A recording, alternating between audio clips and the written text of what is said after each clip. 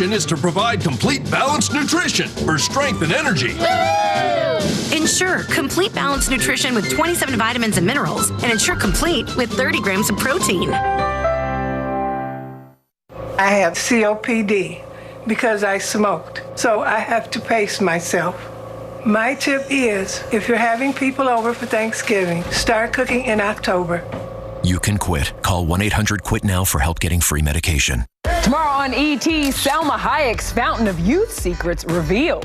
Oh my God, you see a big difference? I need to know about this secret because I follow her on Instagram and her feed is a 5-alarm fire. Oh yes, indeed it is. But she did borrow my eye cream one day. What you trying to say? I'm just saying. I just want to know what you're trying to say. Cream. What you trying to say? Salma, you and I are right here. Before we go, we have a big E.T. exclusive for you. Behind the scenes of the Disney. Happening now. A weapon recovered today on campus here at Jubilee Academies. Now that there is no lockdown in place, parents are having mixed reaction about the school's response time. The number of people shot and killed by San Antonio police officers this year has gone up dramatically. So far this year, it's double the amount of the number we saw in 2022. Up next, why a local grassroots organization expects that number to keep climbing. Rain again, getting hard to come by, and there's been talk of a cold front later this week. I'll have a full update in just a bit. The news at 5 starts right now. The first at 5, a weapon on campus. A 12-year-old boy has been detained after police say he brought a gun to Jubilee Academy Charter School today.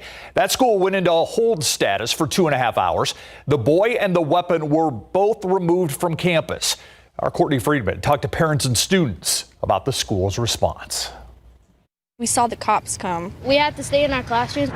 It was around 10:30 when SAPD was called to Jubilee Academies on the southeast side, now confirming a 12-year-old boy had a gun on campus. Police say he showed it to friends and they told staff immediately. Because the threat was contained so quickly, we didn't have to call a lockdown. We called it a hold. And that is one of the protective measures that campuses take per Texas School Safety Center. While the school day did not end early in general, the staff did allow any parents who wanted to come pick their kids up early. Marina Quinones has 5 kids at Jubilee and picked them up early after getting an email from the school. 11:37 a.m. That email came an hour after the school set the hold status, but that didn't bother her. I'd rather them handle the situation, get the kids under control and everything under control, and then email me. Other parents we spoke to were upset because they did not get an email and think the time frame was too long. There's lots of parents out in the front, and they're all terrified and scared. 11th grader Dana Fuentes also wanted more information sooner. I mean, I get it. You don't want to freak out the kids, but at the same time, it's important for them to know because their life is on the line. But her main frustrations lie deeper. Teach your kids better, or teach them gun safety, do something, because it's become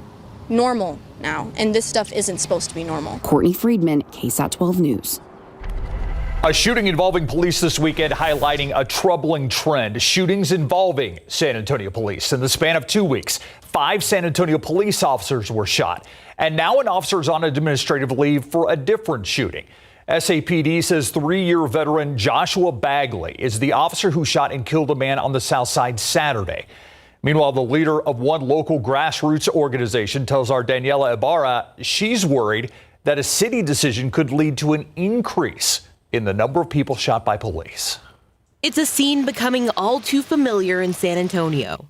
Crime scene tape up at a shooting involving San Antonio police officers. On Saturday, Chief William McManus says police were called out to a South Side apartment complex. He says a man with a large knife refused to drop it. There was a confrontation. The officer wound up having to use deadly force. That 46-year-old man, who police have not identified, is the 10th person shot and killed by a San Antonio police officer this year. SAPD data shows in the past 2.5 weeks, officers shot and killed 4 civilians. In all of 2022, SAPD data shows 5 people died after being shot by an officer. It shows that the problem with over-policing, with police violence, with officer-involved shootings is not just in Minneapolis or Los Angeles. It's happening here in San Antonio. Ananda Thomas is the executive director of Act for SA, an organization focusing on police reform in San Antonio. She worries the addition of 105 officers included in the city's new budget could lead to more people being shot and killed by police. The more officers that you have in a neighborhood or in an area, the higher there are chances of deadly or violent officer interactions. San Antonio police told us nobody was available to talk today. We did ask them how they plan to address the number of deadly officer shootings and why they think that number has gone up. Police told us that an officer's actions depend on how a suspect acts. Reporting in San Antonio, Danielle Ibarra, KSAT 12 News. The Bexar County Sheriff's deputies say it wasn't a Thelma and Louise situation, but two women allegedly led them on a 15-minute chase. And they say that was what was inside that stolen car they were in. May have been another reason why the driver hit the gas. Deputies tell us that chase started out near Highway 90 and Highway 211. That's in far west Bexar County. It crossed into the San Antonio city limits. That's when SAPD got involved, offering deputies assistance. The suspects headed down an alley, and deputies say the driver didn't bother to stop the car before she bailed out. She was caught right away, but the passenger got away, is still on the loose. We're told deputies found about a half dozen weapons along with other people's ID cards inside the vehicle. Investigators believe the two women were in the process of breaking into other cars just before they tried to get away. A man robbed at gunpoint, and police say he managed to snap a picture of the alleged suspect, and that's where you come in. Now investigators are hoping that will lead to an arrest. Police say just before 4 a.m., the victim in the 700 block of Fredericksburg Road near West Ashby Place. That's when the suspect approached him pointing a gun. Police said the suspect stole the victim's cell phone, but investigators say the victim took this photo before that happened. If you recognize the person, Crime Stoppers want your tip. 210-224-7867. People living at an apartment complex on West Hutchins Place scrambling to safety after an overnight fire broke out there. Fire investigators calling it suspicious. Fire crews arrived to see smoke coming from a second-story apartment at this complex, not far from Palo Alto Road and I-35. Firefighters had to evacuate that particular building. They were able to put out the flames quickly and say they discovered a pile of burning trash in the center of a room in an unoccupied apartment. Arson investigators trying to pinpoint the cause of the fire. Firefighters say everyone that was evacuated was eventually allowed to return to their apartments. Starting today, preparations are beginning to help local angels have a very Merry Christmas. Registration is open for the Salvation Army's 2023 Angel Tree program, and it's taking place right now. If you want to register, parents and guardians who want to sign up their children, listen up. This is what you need to do. You have to go online to salvationarmysatx.org. That address is on your screen right now. Registration is every day from 9 a.m. until 5 p.m. until next Friday, September 29th, or until all the slots have been filled. Now, in order to register, parents must provide a current photo ID, proof of guardianship that has the child's birth date on it, proof of residency, and proof of income. The Angel Tree program's goal, to have a gift under the tree for kids aged newborn through 12 years of age. The Salvation Army says more than 6,000 local children expected to qualify for this year's program. For all the details, you can still find the story on KSAT.com. The 5 Americans on their way home back to the U.S. after spending more than 5 years detained in Iran. Video shows the plane they were on landing in Qatar earlier today. The prison swap, part of a deal where the Biden administration agreed to unfreeze $6 billion in Iranian assets held in restricted accounts in South Korea. That money is from oil sales allowed under the Trump administration. The Biden administration says it will monitor the money to make sure it's only used for humanitarian purposes. The National Transportation Safety Board and the FAA investigating after 2 pilots killed in a crash at a competitive air race in Reno, Nevada. This happened on Sunday afternoon at the National Championship Air Races and Air Show. Organizers say 2 planes collided as they landed during the T6 Gold race. No one else was hurt. Organizers say they're cooperating with investigators. Across America now, the latest on a deadly ambush attack on a Los Angeles County Sheriff's deputy. Earlier this morning, police released a description of the suspect's vehicle and a reward was announced. Police now have a suspect in custody. ABC's Tim Polium explains how detectives tracked him down. Early Monday morning in Palmdale, California, investigators dressed in tactical gear arresting a man they believe is connected to the murder of Los Angeles County Deputy Sheriff Ryan Klinkenbroomer. The suspect has been identified as 29-year-old Kevin Gatiano Salazar of Palmdale. After the apparent deliberate ambush of the 30-year-old deputy, authorities offered a $250,000 reward for information leading to the capture of a suspect. They say tips led them to Kevin Salazar's home, where investigators say he barricaded himself for hours, finally surrendering after detectives released a chemical agent. Officers say they found firearms at the suspect's home and the car resembling the one used during the attack. Authorities say Deputy Clinton Broomer, a third-generation law enforcement officer, was in his patrol car Saturday evening outside the Palmdale Sheriff's Station when he was ambushed. This footage appearing to show the moment of the attack. Investigators still trying to determine the alleged killer's motive.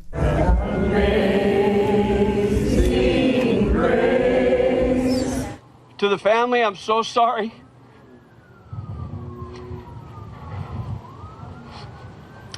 To those who wear the uniform, we're thankful for you.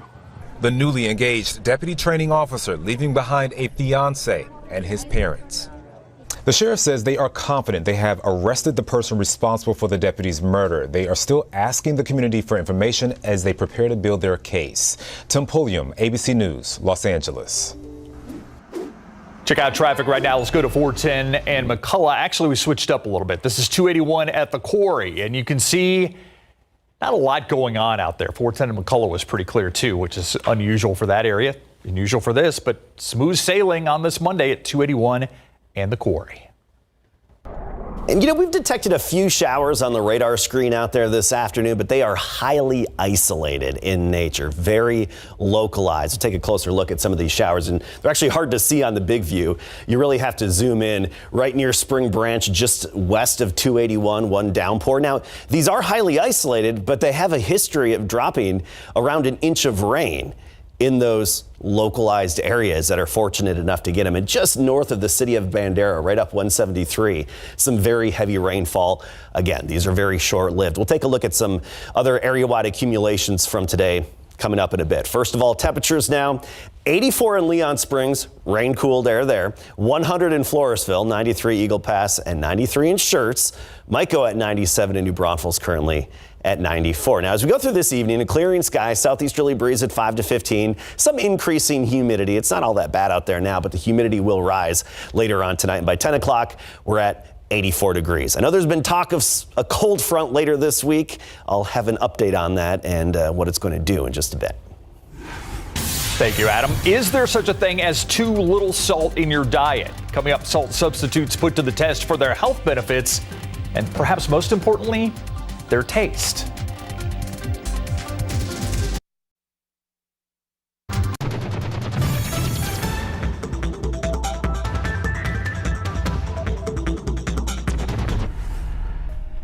A protest at the courthouse today because of this guy. Here's what we're working on for the News at 6. A family seeking justice at the courthouse today, standing and speaking out for their loved one, Brian Aguilar, who was murdered last year. That's Brian there. They say the accused murderer should have already been in jail.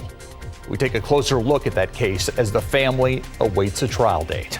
And we're giving you a behind-the-scenes look at the drug lab at the Bexar County Forensic Science Center. We're going to explain what scientists there are seeing and how their work is critical to criminal investigations. All that and more come your way at 6 o'clock.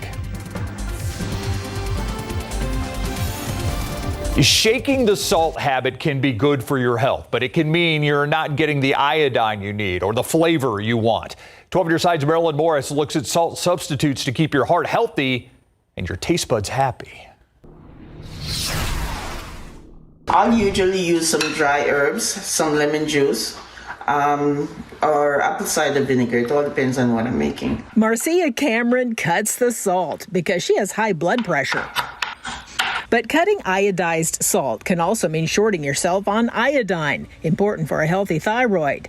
Table salt may be a good source of iodine, but cardiologists say it makes more sense to get it through the foods we eat. Good natural sources of iodine are fish and shellfish. Most adults need about 150 micrograms a day. You can get that in just 3 ounces of cod.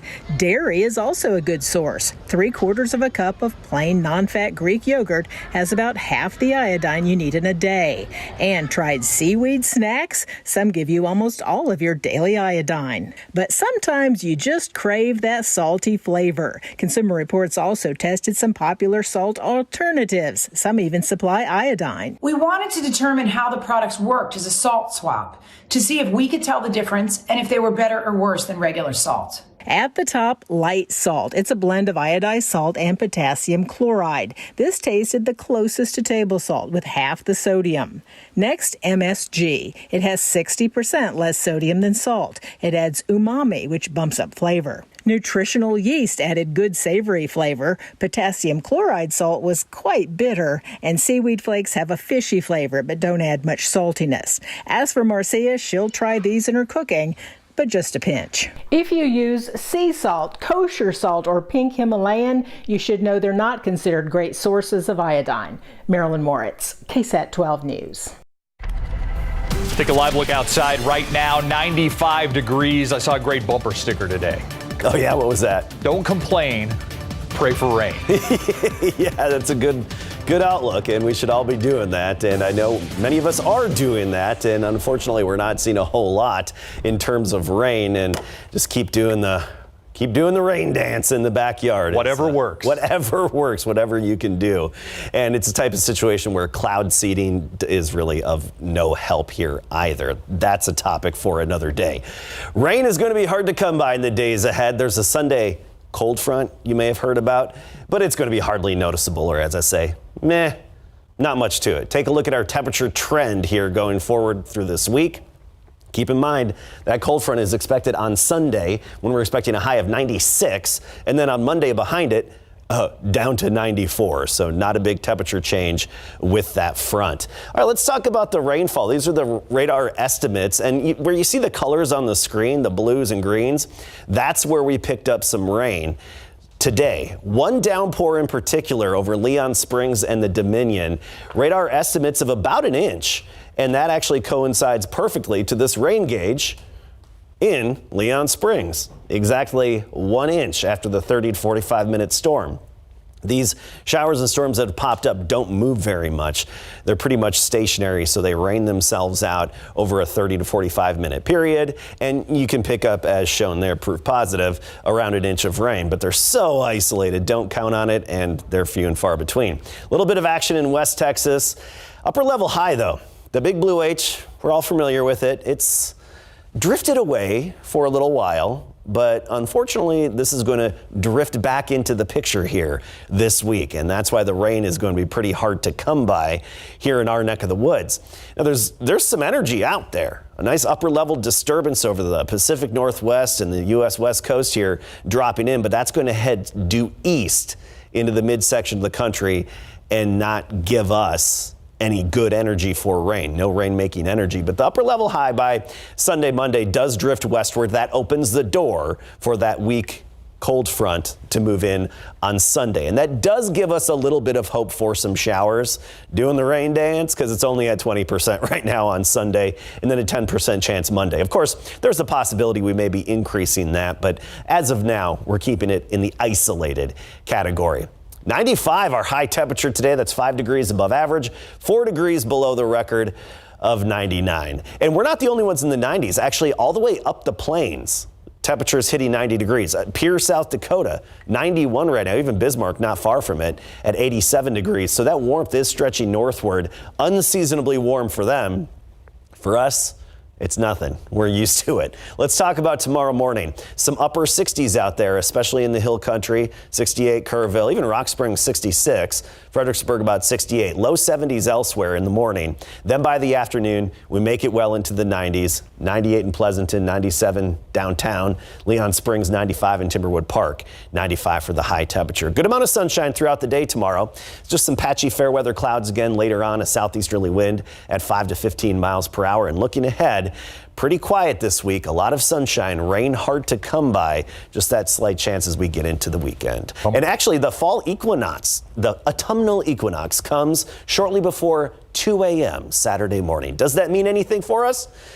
No, not weather-wise. Yeah. It's an astronomical event. I was going to say, I hope it means rain, but no. Apparently not. Keep dancing. All right. Yeah, I'll see what I can do. Thank you, Adam. All right, so it's never too early to talk about Friday night. And here's one of the things you know, Mary. If you go to Smithson Valley and play football, you're in for a battle.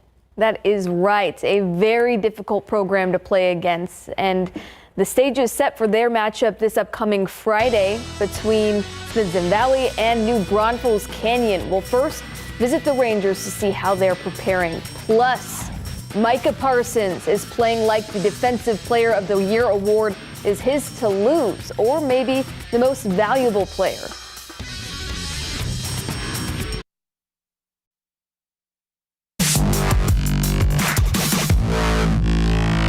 This morning, we stopped by Ranger Stadium, the home of the Smithson Valley football team, who is fresh off of a 1-0 start to district play and a 300 career win milestone for head coach Larry Hill. Coach Hill now 15th on the Texas high school football all-time wins list. Today, the Rangers began preparations for their matchup with New Braunfels Canyon, which is our big game coverage game of the week. And the District 12 5A D1 favorites are more motivated now than ever to keep up their winning ways. It was awesome. It was just exciting because he does so much for us, and it was cool to see him reach a milestone like that. For preparing pretty rigorously for him this week. We were watching film on them, got a good system, good quarterback, good receivers out there, really good running back. So we're really trying to stay focused on doing our job, everybody doing their job and staying focused on their key. We're trying to play disciplined football going into Canyon, because if you don't, they can really gas you and hurt you. The Rangers and Cougars kick off at 7 this Friday at New Braunfels Canyon. Coming up at 6, we visit with the Cougars, who hope to bounce back from a heartbreaking loss in their district opener to Bernie Champion. Football coverage brought to you by Davis Law Firm. It is another Victory Monday for the Dallas Cowboys, and one of the many ferocious plays by linebacker Micah Parsons in the 30-10 win was this forced fumble return for a touchdown on Jets running back Dalvin Cook. Although the touchdown didn't count, it's those plays that continue to fuel the conversation of Parsons being the favorite to win Defensive Player of the Year. But after the game, Parsons said he's eyeing the most valuable player award instead. When I talk about Defensive Player of the Year, I don't look at the subject of the award. I look at the subject, and when I say I want to be the best player in the NFL, so whatever comes with that, I don't think just qualify myself as just a defensive player. I think I'm a most valuable player. 1986, the last time a defensive player won the MVP. Now, I don't know if he should win it or not, but he's got to be in the conversation, at least after 2 weeks. At least after 2 weeks. Yeah. It's early. Yeah. Thanks, Mary. We'll be right back. Before we go, I want to show you 281 at the Quarry. It was clear just a little bit ago, but a backup there, maybe some sort of fender bender. Can't really see what's happening. These are the southbound lanes of 281, though, at the Quarry. I think I spoke too soon about no traffic trouble spots out there. It slows down in those southbound lanes. The windy parts of 281, if there's any volume slowdown. We'll be in the mid-90s most of the week, up to about 97 Wednesday, Thursday, and even Saturday. That'll be the warmest. Not quite record challenging this time of year. You really have to hit 100 to meet a record. By the way, CPS peak energy demand days, we're in the green category the next several days. Standard conservation. Thanks, Adam. Thanks for watching. See you back here at 6.